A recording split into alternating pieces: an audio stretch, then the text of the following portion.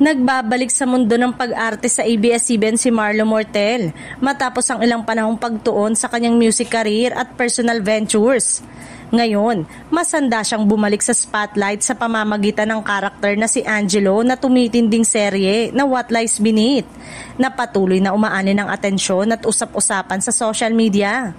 Ang kanyang comeback ay agad na nagpasiklab ng excitement mula sa mga fans na matagal nang naghihintay sa kanyang muling paglabas sa primetime drama. Sa What Lies Beneath, gagampanan ni Marlo ang karakter na may misteryosong nakaraan at malalim na koneksyon sa mga pangunahing tauhan.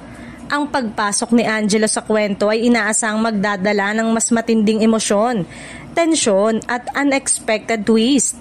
Ayon sa ilang insider, ang papel na ito ay isa sa mga pinakadramatic na proyekto ni Marlo at ipinapangako niyang mas matured, mas intense at mas refined ang kanyang pag-arte ngayon. Hindi rin maitago ni Marlo ang kanyang excitement sa pagbabalik. Sa ilang panayam, ibinahagi niyang matagal niyang hinihintay ang isang role na makakapagpamalas muli ng kanyang versatility bilang aktor. Aniya, malaking hamon ang karakter ni Angelo dahil taglay nito ang emosyonal na bigat at layers na bihirang i-offer sa kanya sa nakaraan. Dahil dito, mas sineryoso niya ang kanyang paghahanda upang mabigyang hustisya ang papel. Samantala, trending na agad sa social media ang kanyang comeback lalo na't maraming fans ng serye ang naniniwalang magbabago ang direksyon ng kwento sa pagdating ni Angelo.